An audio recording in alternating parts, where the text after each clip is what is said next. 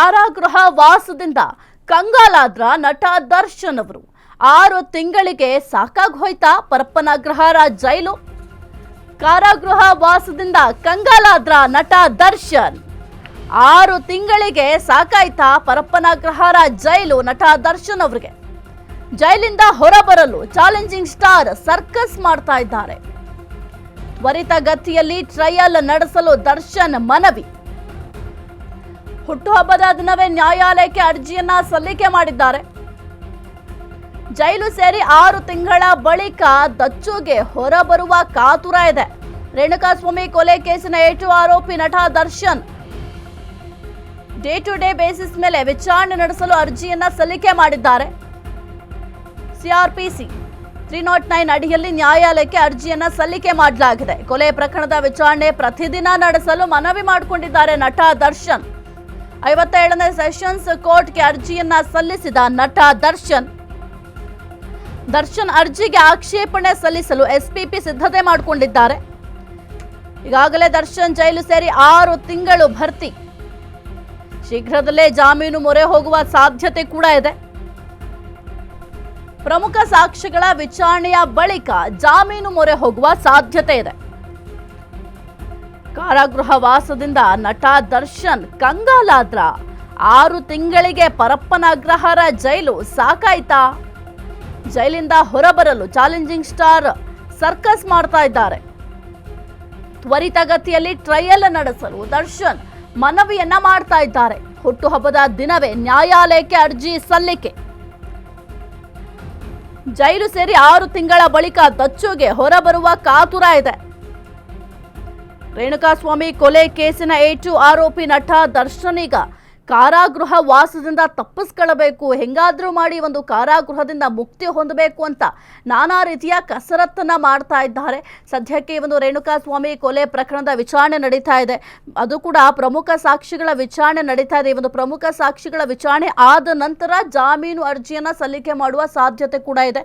ಈಗ ಹುಟ್ಟುಹಬ್ಬದ ಸಂದರ್ಭದಲ್ಲಿ ಒಂದು ವಿಚಾರಣೆ ಏನ್ ನಡೀತಾ ಇದೆ, ತ್ವರಿತವಾಗಿ ವಿಚಾರಣೆ ನಡೀಲಿ ಅಂತ ಅರ್ಜಿಯನ್ನು ಕೂಡ ಸಲ್ಲಿಕೆ ಮಾಡಿದ್ದಾರೆ. ಆದರೆ ನ್ಯಾಯಾಧೀಶರು ಇದನ್ನ ಯಾವ ರೀತಿ ಪರಿಗಣಿಸ್ತಾರೆ ಅನ್ನೋದು ಕೂಡ ಬಹಳ ಮುಖ್ಯ ಆಗುತ್ತೆ. ಜೊತೆಗೆ ಈಗ SPP ಅವರು ಕೂಡ ಆಕ್ಷೇಪಣೆಯನ್ನ ಸಲ್ಲಿಕೆ ಮಾಡಲಿಕ್ಕೆ ಸಕಲ ರೀತಿಯಲ್ಲೂ ಕೂಡ ಸಿದ್ಧತೆಯನ್ನ ಮಾಡ್ತಾ ಇದ್ದಾರೆ.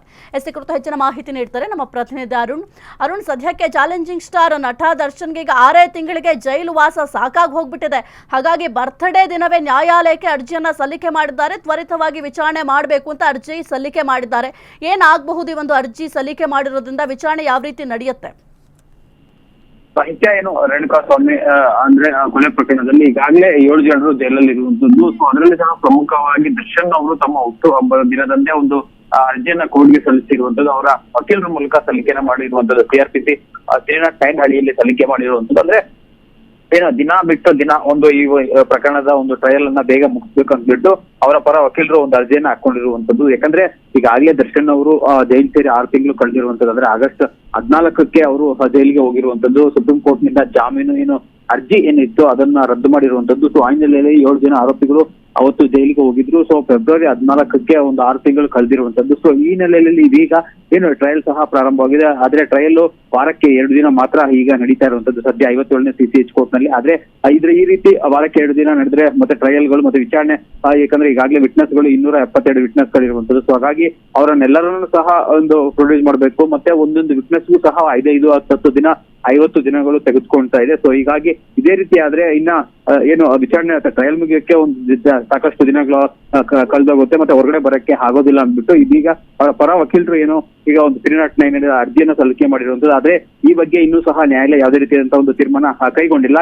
SPP ಅಂದ್ರೆ ಪ್ರಾಸಿಕ್ಯೂಷನ್ ಪರ ವಕೀಲರು ಈಗ ಒಂದು ಅದಕ್ಕೆ ಸಂಬಂಧಪಟ್ಟಂತೆ ಒಂದು ಆಕ್ಷೇಪಣೆಯನ್ನ ಸಲ್ಲಿಕೆ ಮಾಡಿರುವಂತದ್ದು. ಮುಂದಿನ ದಿನಾಂಕ 23ನೇ ತಾರೀಕು ಇರುವಂತದ್ದು. ಅವತ್ತು ನಿರ್ಧಾರ ಆಗುತ್ತೆ. ದಿನ ಬಿಟ್ಟು ದಿನ ಏನು ಪ್ರತಿದಿನವೂ ಸಹ ಈ ಒಂದು ಪ್ರಕರಣದ ಅರ್ಜಿ ವಿಚಾರಣೆ ನಡೆಸಬೇಕಾ ಅಥವಾ ಏನು ಬೇರೆ, ಯಾಕಂದ್ರೆ ಬೇರೆ ಪ್ರಕರಣಗಳು ಏನಿರುತ್ತೆ ಆ ಪ್ರಕರಣಗಳನ್ನ ಆಗ್ಬೇಕಾ ಅನ್ನೋದ್ರ ಬಗ್ಗೆನೂ ಸಹ ಒಂದು ಕೋರ್ಟ್ ತೀರ್ಮಾನ ತೆಗೆದುಕೊಂಡು. ಯಾಕಂದ್ರೆ ಸ್ಟಾರ್ಟಿಂಗ್ ಪ್ರಾರಂಭದಲ್ಲಿ ಅವ್ರದ್ದು ದರ್ಶನ್ ಮತ್ತೆ ಗ್ಯಾಂಗ್ ಜೈಲಿಗೆ ಹೋದ ಸಂದರ್ಭದಲ್ಲಿ ಟ್ರಯಲ್ಗೆ ಒಂದು ಏನು ಸಹ ಟ್ರಯಲ್ ನ ನಡೆಸಕ್ಕೆ ಅವರೇ ಸಹ ಅವರ ವಕೀಲರು ಮತ್ತೆ ಅವರು ಡಿಲೇನ ಮಾಡ್ತಾ ಇದ್ರು. ಆದ್ರೆ ಇದೀಗ ಏನು ಅವರು ಜೈಲಿಗೆ ಹೋದ ನಂತರ ಇದೀಗ ಹೊರಗಡೆ ಬರಬೇಕು ಅನ್ನೋದು ದರ್ಶನ್ ಅವ್ರಿಗೆ ಮತ್ತೆ ಏನು ಆತುರ ಇದು ಮಾಡ್ತಾ ಇರೋದು. ಸೊ ಹಾಗಾಗಿ ಅವರು ಬೇಗ ಮುಗಿಸ್ಬೇಕು ಈ ಒಂದು ಟ್ರಯಲ್ ಅಂತ ಹೇಳ್ಬಿಟ್ಟು ಕೋರ್ಟ್ಗೆ ಅರ್ಜಿಯನ್ನ ಹಾಕೊಂಡಿರೋದು. ಆದ್ರೆ ಕೋರ್ಟ್ ಮುಂದಿನ ದಿನಾಂಕದಂದು ಈ ಅರ್ಜಿಯ ವಿಚಾರಣೆ ಬಗ್ಗೆ ಯಾವ ರೀತಿ ತೀರ್ಮಾನ ಕೈಗೊಳ್ಳುತ್ತೆ ಅನ್ನೋದನ್ನ ಕಾದ್ ನೋಡ್ಬೇಕಾಗುತ್ತೆ ಸಾಹಿತ್ಯ.